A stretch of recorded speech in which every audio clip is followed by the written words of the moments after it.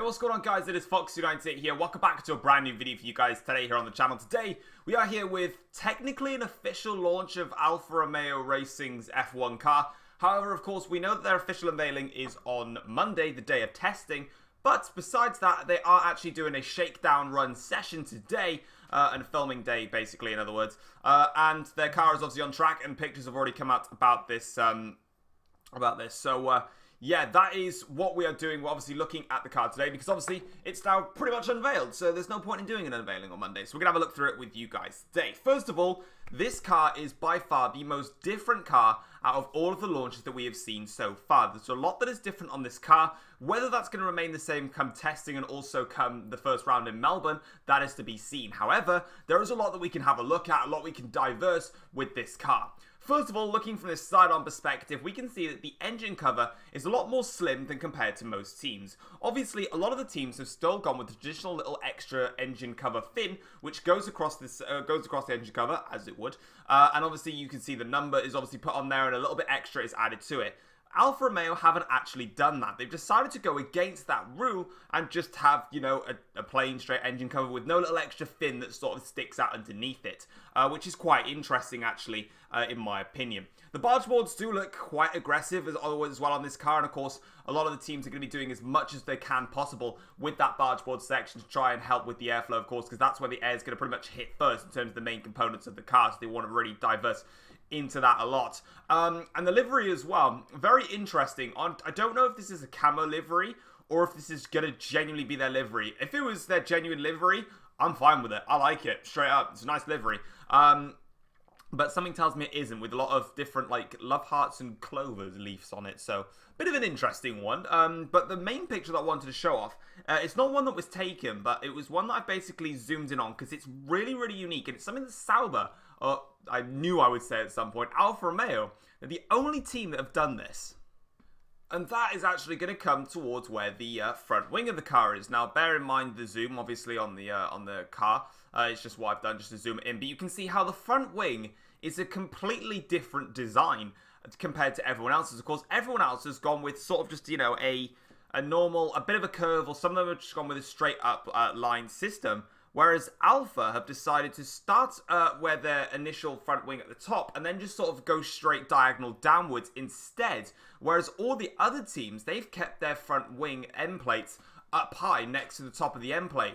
Alfa have gone a different route with that, and it's actually interesting. It's pretty much the first team that have really gone a completely different route. We've seen some have a couple of curves in there. We've seen some sort of just, you know, go with a straight line across, whereas Alfa have gone with a sort of triangular type spec here. And it's really, really unique, and it's just something I wanted to show. And obviously now, reverting back to the actual picture that it was, there's a couple of other things to notice as well with the car.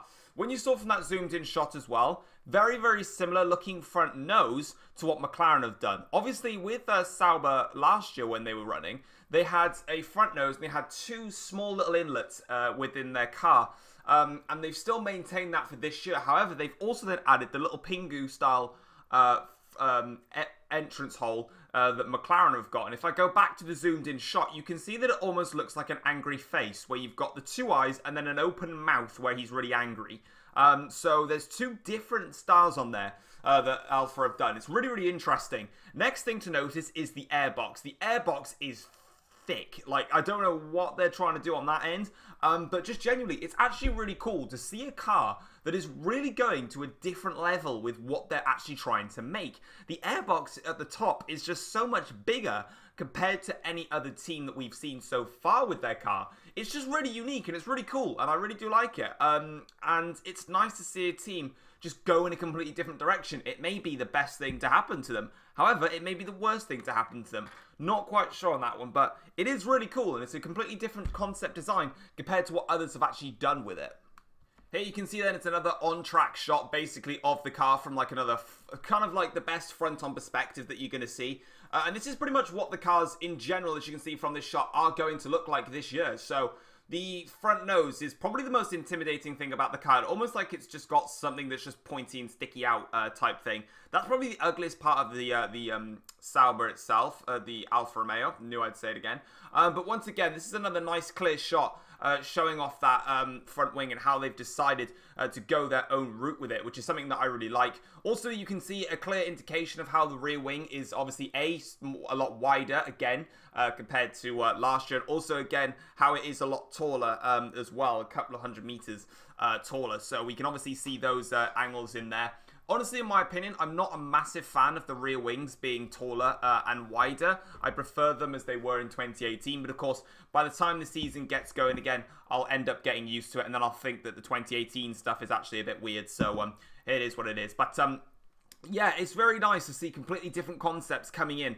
And of course, with Alfa doing this track day, it allows us to reveal it early rather than it being on Monday, which is awesome to see.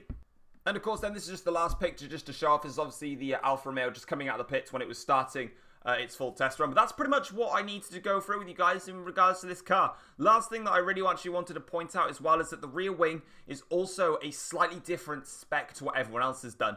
As you can see, the rear wing is sort of split into two sections. You've got the straight line at the top, and then it sort of goes down, and then it goes across again to show the end plate section.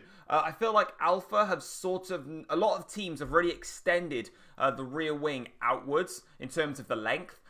Whereas Alfa have decided against that again, and more stuff that they're just opting against. Of course, this may not be the car that they use in testing, of course.